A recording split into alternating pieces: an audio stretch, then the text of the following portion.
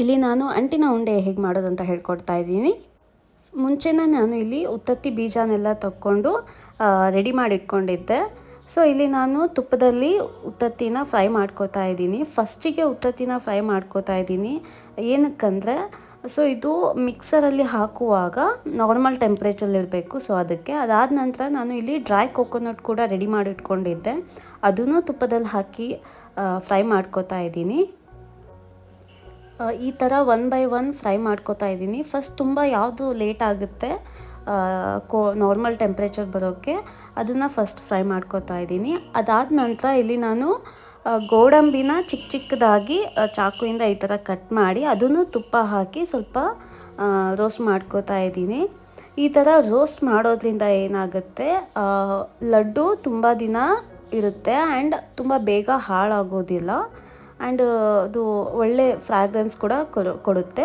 ಅದಾದ ನಂತರ ಸೇಮ್ ನಾನು ಬಾದಾಮ್ ಕೂಡ ಈ ಥರನೇ ಕಟ್ ಮಾಡಿ ತುಪ್ಪ ಹಾಕಿ ಫ್ರೈ ಮಾಡ್ಕೋತಾ ಇದ್ದೀನಿ. ಸ್ವಲ್ಪ ಲೈಟಾಗಿ ರೋಸ್ಟ್ ಮಾಡಿದ್ರೆ ಸಾಕು, ತುಂಬ ಏನು ಅದು ಸುಟ್ಟೋಗೋ ಥರ ಏನು ಬೇಡ, ಜಸ್ಟ್ ಲೈಟಾಗಿ.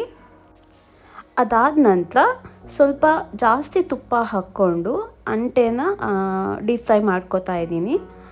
ಇದಕ್ಕೆ ತುಪ್ಪನೇ ಯೂಸ್ ಮಾಡಬೇಕು, ಆಯಿಲ್ ಏನು ಯೂಸ್ ಮಾಡಲೇಬಾರ್ದು. ಸೊ ಇಲ್ಲಿ ತುಪ್ಪ ಬಿಸಿ ಆಗಿದೆ, ಅದಕ್ಕೆ ಅಂಟು ಹಾಕಿ ಫ್ರೈ ಮಾಡ್ಕೋತಾ ಇದ್ದೀವಿ, ಡೀಪ್ ಫ್ರೈ ಮಾಡ್ಕೋತಾ ಇದ್ದೀವಿ. ಅಂಟು ತಿನ್ನೋದ್ರಿಂದ ದೇಹಕ್ಕೆ ತುಂಬಾ ಒಳ್ಳೆಯದು. Bone health and joint pain ಇದಕ್ಕೆಲ್ಲ ತುಂಬ ಒಳ್ಳೆ ಮೆಡಿಸಿನ್ ಅಂತ ಹೇಳ್ತಾರೆ. ಸೊ ಇದು ಯೂಶ್ವಲಿ ಪೋಸ್ಟ್ ಡೆಲಿವರಿ ಬಾಣಂತಿಯರಿಗೆ ತುಂಬ ಮಾಡಿಕೊಡ್ತಾರೆ. ಬಟ್ ನಾನು ಹೇಳ್ತೀನಿ, ಚಿಕ್ಕ ಮಕ್ಕಳಿಂದ ದೊಡ್ಡವ್ರವರೆಗೂ ಎನಿ ಟೈಮ್ ಯಾವಾಗ ಬೇಕಾದರೂ ಮಾಡ್ಕೊಂಡು ತಿನ್ಬೋದು. ಅದು ಹೆಲ್ತಿಗೆ ಒಳ್ಳೇದಲ್ವಾ.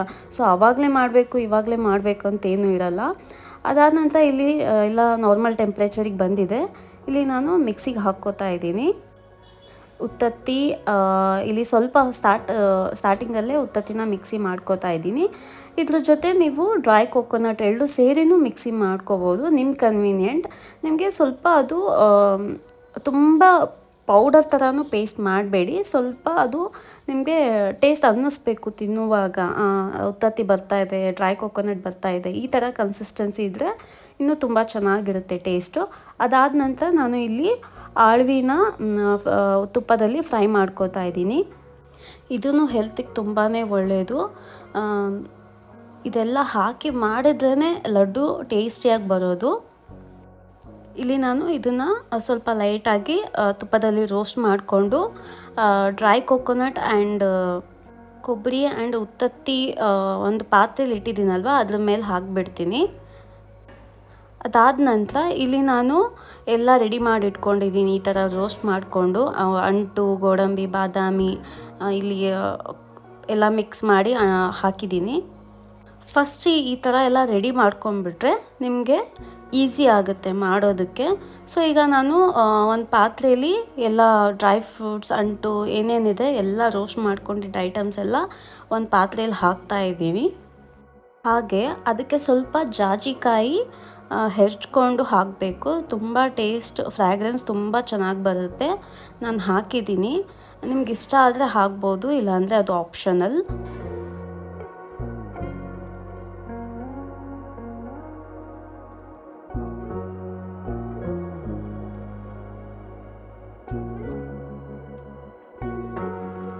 ಎಲ್ಲವನ್ನು ಹಾಕಿ ಇಲ್ಲಿ ಚೆನ್ನಾಗಿ ಒಂದು ರೌಂಡ್ ಮಿಕ್ಸ್ ಮಾಡ್ಕೋಬೇಕು. ಮಿಕ್ಸ್ ಆದ ನಂತರ ಇಲ್ಲಿ ನಾನು ಆಣ ಹೇಗೆ ಮಾಡೋದು ಅಂತ ತೋರಿಸ್ತೀನಿ. ಇಲ್ಲಿ ಫಸ್ಟ್ ನಾನು ಬೆಲ್ಲ ಎಲ್ಲ ಸ್ಮ್ಯಾಶ್ ಮಾಡಿ ರೆಡಿ ಮಾಡಿ ಇಟ್ಕೊಂಡಿದ್ದೀನಿ. ಅದಾದ ನಂತರ ಒಂದು ಪಾತ್ರೆಯಲ್ಲಿ ಬೆಲ್ಲ ಮುಳುಗುವಷ್ಟಷ್ಟೇ ನೀರು ಹಾಕಬೇಕು. ಸ್ವಲ್ಪ ತುಪ್ಪ, 1 ಟೇಬಲ್ ಸ್ಪೂನ್ ತುಪ್ಪ ಹಾಕಿ ಬೆಲ್ಲ ಮೆಲ್ಟ್ ಆಗೋವರೆಗೂ ನೀವು ಸ್ಟಿರ್ ಮಾಡ್ತಾ ಇರಬೇಕು. ಸೊ ಇಲ್ಲಿ ಬೆಲ್ಲ ಮೆಲ್ಟ್ ಆಗ್ತಾ ಇದೆ. ತುಂಬಾ ಜಾಸ್ತಿ ಕುದಿಸ್ಬೇಡಿ, ಆಣ ಥರ ಬರೋ ಥರ ಜಸ್ಟ್ ಮೆಲ್ಟಾಗಿ ಒಂದು ಕುದಿ ಬಂದ ತಕ್ಷಣ ಸ್ಟವ್ ಆಫ್ ಮಾಡಬೇಕು. ಸೊ ಇಲ್ಲಿ ಆಣನ ಡ್ರೈ ಫ್ರೂಟ್ಸ್ ಎಲ್ಲ ಮಿಕ್ಸ್ ಮಾಡ್ಕೊಂಡು ಇಟ್ಟಿದ್ನಲ್ಲ ಅದರಲ್ಲಿ ಹಾಕ್ತಾ ಇದ್ದೀನಿ.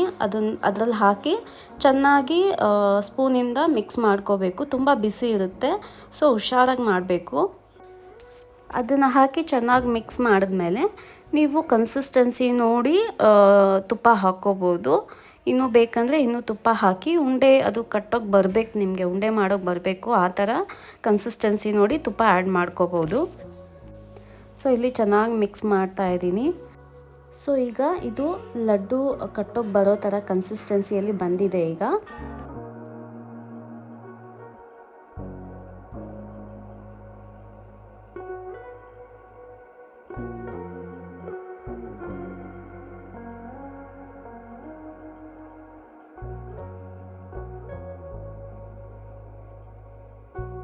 ಸೊ ನೋಡಿದ್ರಲ್ಲ ಅಂಟಿನ ಉಂಡೆ ಹೇಗೆ ಮಾಡೋದು ಅಂತ. ಡ್ರೈ ಫ್ರೂಟ್ ಲಡ್ಡುನು ಅಂತ ಹೇಳ್ತಾರೆ. ತುಂಬ ಟೇಸ್ಟ್ ಚೆನ್ನಾಗಿರುತ್ತೆ. ಒಂದು ಸತಿ ಟ್ರೈ ಮಾಡಿ ನೋಡಿ ಈ ರೆಸಿಪಿನ, ಡೆಫಿನೆಟಾಗಿ ಇಷ್ಟಪಡ್ತೀರಾ. ಹೆಲ್ತಿಗಂತೂ ತುಂಬಾ ಒಳ್ಳೆಯದು. ಇದು ಡೈಲಿ ಒಂದು ತಿಂದರೆ ಸಾಕು, ನಮಗೆ ಬೇಕಾಗಿರೋ ಎನರ್ಜಿ ಸಿಕ್ಬಿಡುತ್ತೆ. ಅಷ್ಟು ಒಳ್ಳೆ ಲಡ್ಡು ಇದು. ಸೊ ಈ ರೆಸಿಪಿ ಏನಾದರೂ ಇಷ್ಟ ಆದರೆ please like, share, comment and subscribe ಮಾಡೋದನ್ನು ಮರಿಬೇಡಿ. Thank you.